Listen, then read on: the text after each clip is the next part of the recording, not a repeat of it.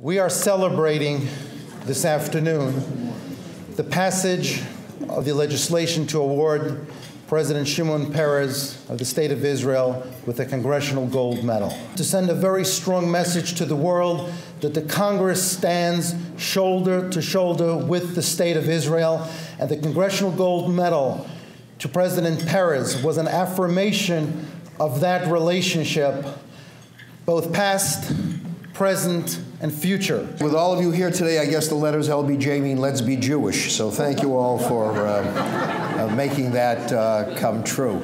I've been privileged to know Joseph Stamm, and some of you know that the word Stamm in Hebrew or Yiddish means plain. And it has special significance when you're the CEO of MedReview celebrating its 40th anniversary. Because you will hear people say, I agree with you in principle. That's a wonderful phrase. The problem is, when you look at the little fine print, it's not enough to simply agree in principle. Joseph Stamm, keeping true to his name, is able to tell you about a medical bill, medical review in plain language. A man that has been courageous, and it's really a special occasion to have you present this to me. Thank you. I am very proud of my Jewish heritage and practice, and as CEO, I have tried to share that perspective and incorporate it into our daily activities. I'm here for my friend Joe Canner, that I've known for over 4 decades. In March, I led a congressional delegation to Israel, where I had the tremendous honor of presenting the past Senate resolution to award President Peres the Congressional Gold Medal, and to be with President Peres and to hear his wisdom and insight. And I look forward to welcoming him when he comes to the United States, and to see him awarded the Congressional Gold Medal for everything that he has done, not only for Israel, for the relationship between our two countries, but really for the world.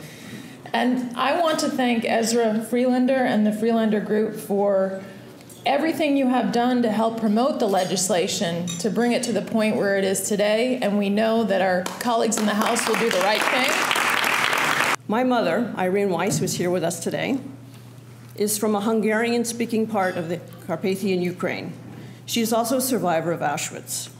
Today, in my mother's former town, and those of her extended family, nothing remains of the Jewish community, which had lived there for generations. When her generation is gone, nothing will stand in their place that can speak to us about this lost heritage, except those physical sites of their former lives that yet can be saved. This is the significance of the work that we do on behalf of the Commission to preserve Americans' rich heritage abroad. For me, this room is particularly meaningful, the LBJ room, because Lyndon Baines Johnson, if nothing else, one of our great presidents, knew how to unify Congress. He knew how to bring people from both sides of the aisle together and get classic civil rights legislation passed and other bills passed. We so desperately need that kind of leadership with a vision and a determination today. And to honor someone like Shimon Peres will set the standard for the next generation of leaders that we hope will bring America to the next level. Dr. King reminded us that the arc of the moral universe is long, but it bends toward justice. Sandy, because of you, it bent swifter and truer and made us a better country. And I thank all of you for this award, and I dedicate myself to continue my work for civil rights, because I really believe that us as Jews, when we work for the civil rights of others, we're making the world better, and that's our obligation. Thank you. This week I've introduced legislation that says that our foreign aid to the Palestinian Authority, which many people don't even realize we do send money directly to the Palestinian Authority and have for a number of decades, but our aid to the Palestinians, I think, should be contingent upon behavior. And this is particularly important to me because you now have Hamas and Fatah forming a unity government. And the way our rules are written are that if a Hamas dominates a government, we won't give them foreign aid. But what if Hamas is part of the government with Fatah? Are we okay with sending our money to a government that includes Hamas? Hamas has not only that it will not recognize Israel as part of their charter, the destruction of Israel. So I think this is an important debate. I'm being opposed in this debate by AIPAC, though.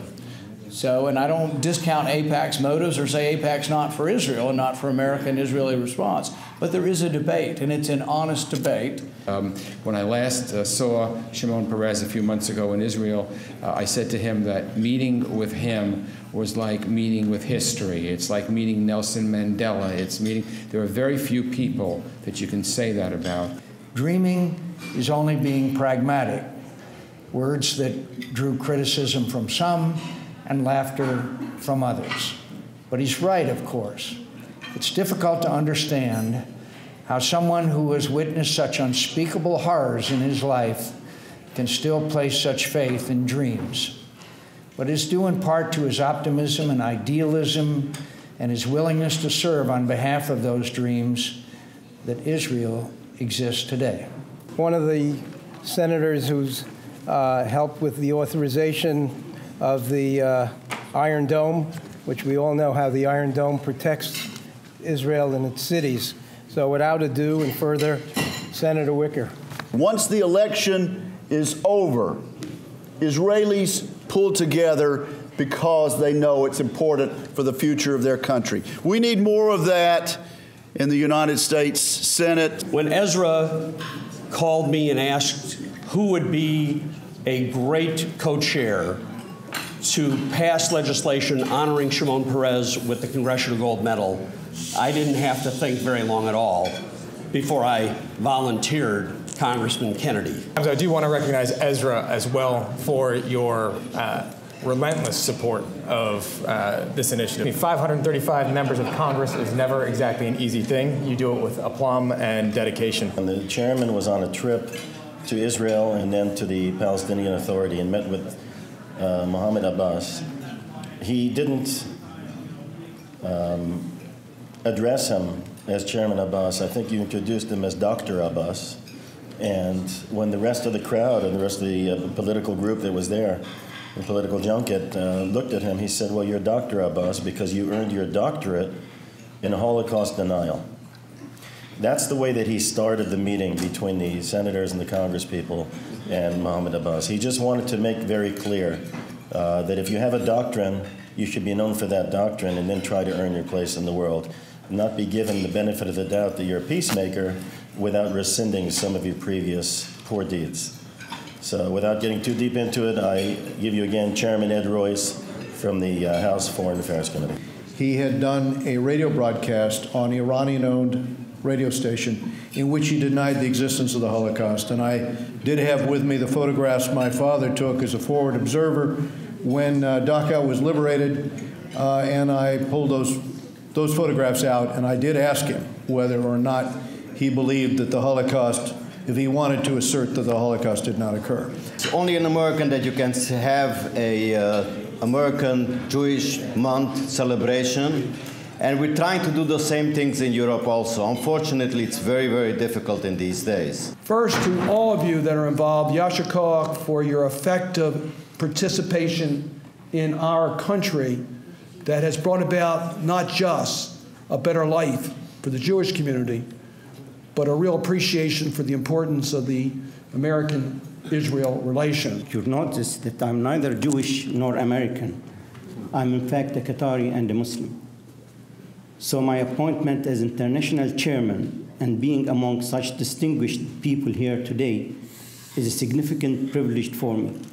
This appointment demonstrates the willingness of the Jewish community to reach out and work with people of all races and religious beliefs under one God. This year's theme of Jewish American Heritage Month is Tikkun Olam, fittingly.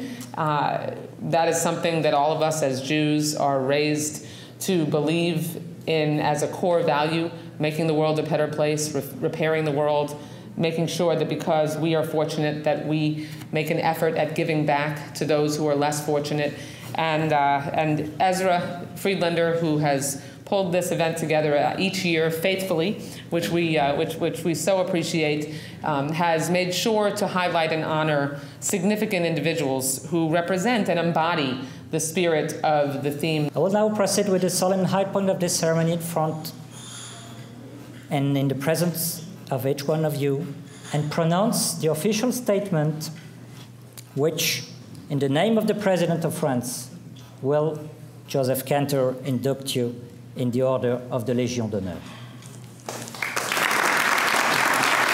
And I accept this honor not for me, but for all of the Jewish Americans that fought and assisted as brothers with the French in order to beat Hitler.